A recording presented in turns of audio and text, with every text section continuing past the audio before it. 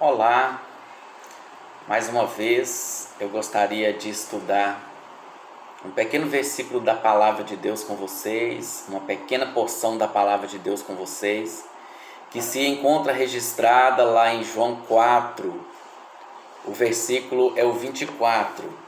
Diz assim a Palavra de Deus: Deus é Espírito, e importa que os seus adoradores o adorem em espírito e em verdade.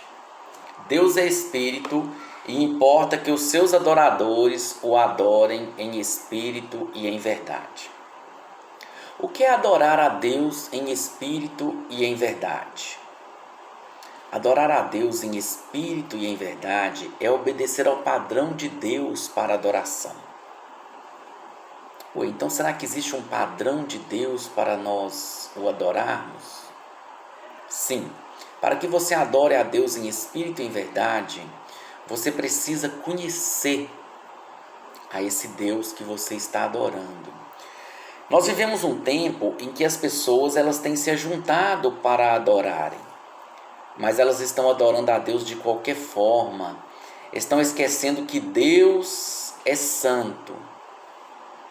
Nós estamos vivendo um tempo em que existe uma grande liberdade religiosa, onde cada um faz como quer, da forma que quer, e está sendo pregado que o importante é a nossa intenção.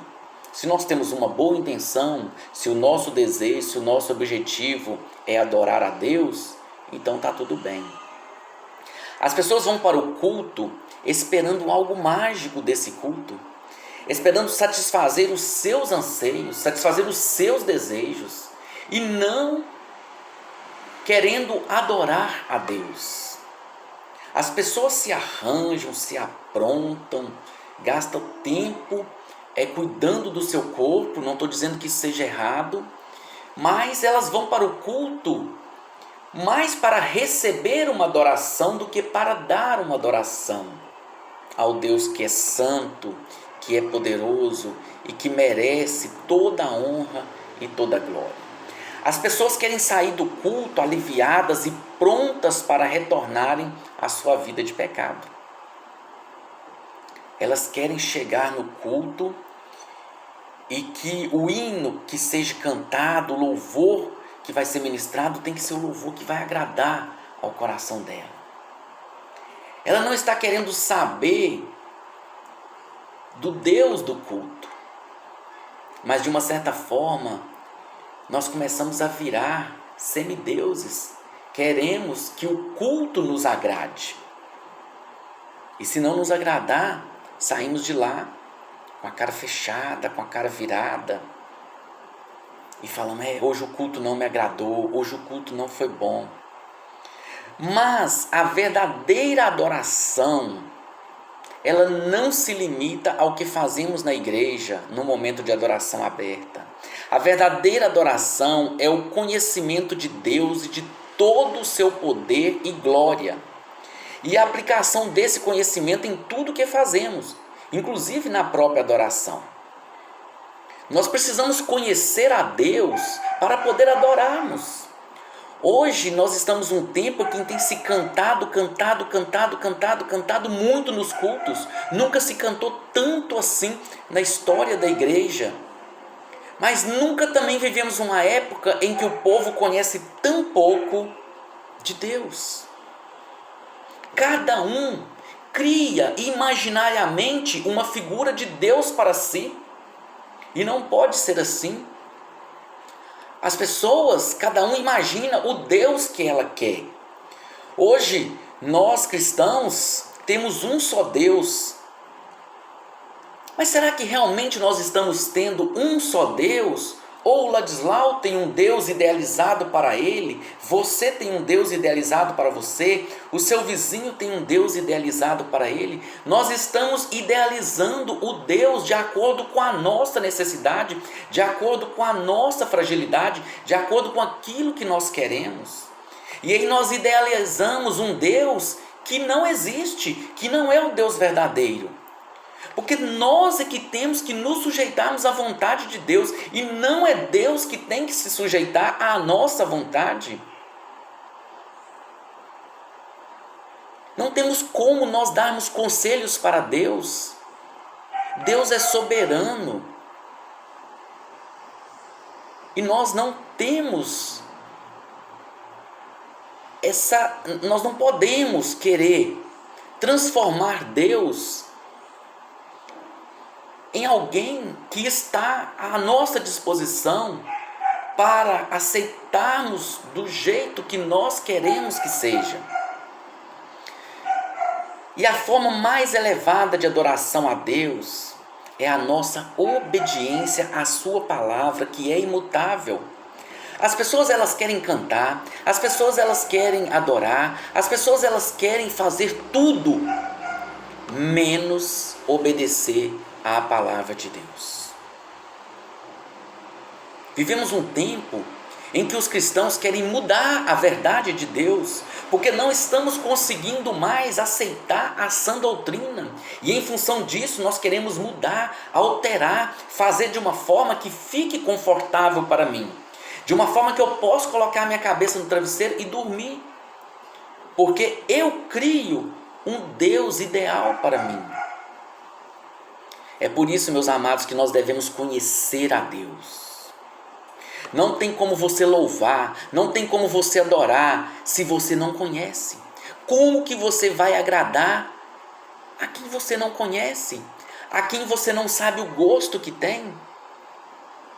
Imagine que eu chame um de vocês para almoçar na minha casa, e aí eu mato um frango caipira, faço aquele frango maravilhoso com quiabo, um angu, aquela comida mineira, né?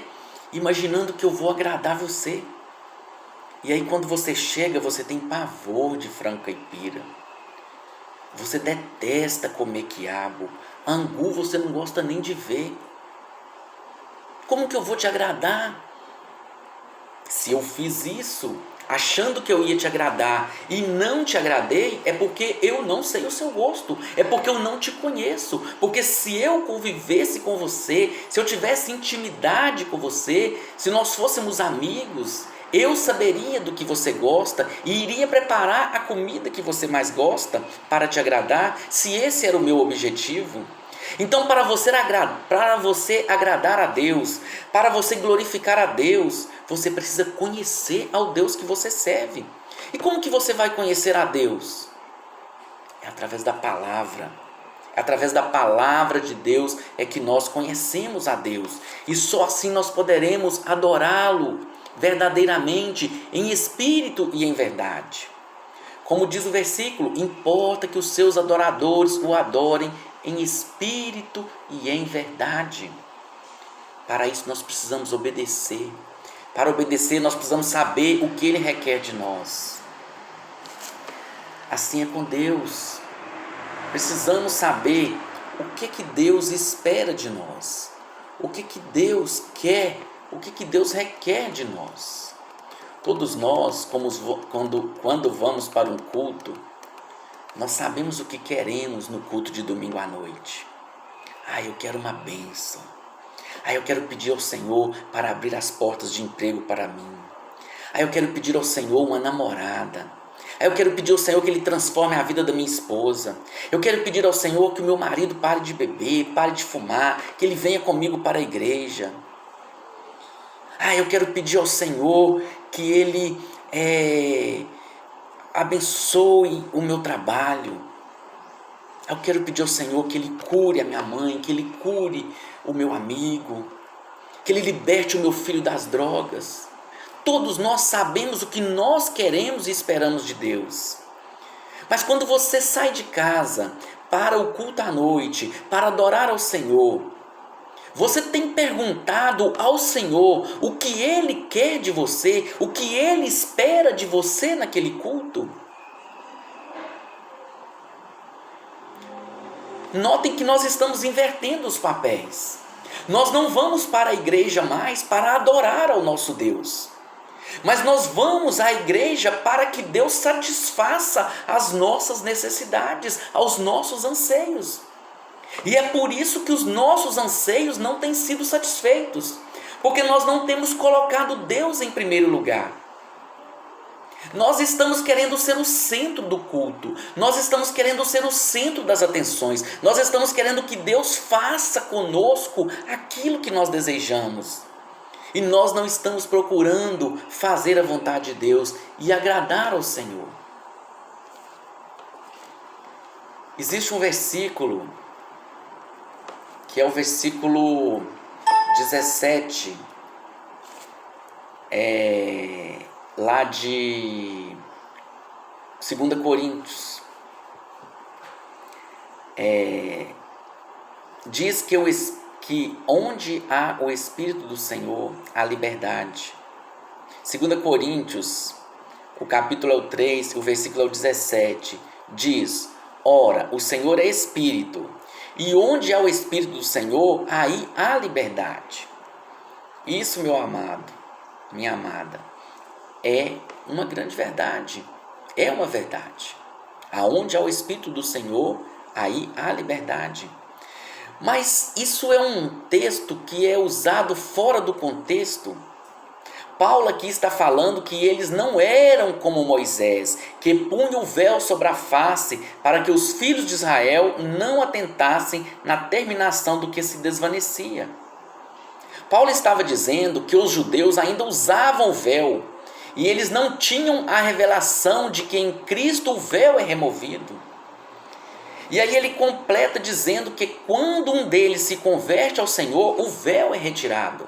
Veja que Paulo estava dizendo o seguinte: olha, os judeus ainda estão com o véu não foi tirado ainda, mas na hora que eles se converterem ao Senhor, esse véu vai ser retirado. E aí então ele vai e completa, né? É quando ele diz no versículo 17, por quê? Porque onde há o Espírito do Senhor, aí há liberdade. Mas isso aí, irmãos, não é liberdade para você fazer o que quiser, não é liberdade para você transformar o púlpito da igreja num palco de exibição.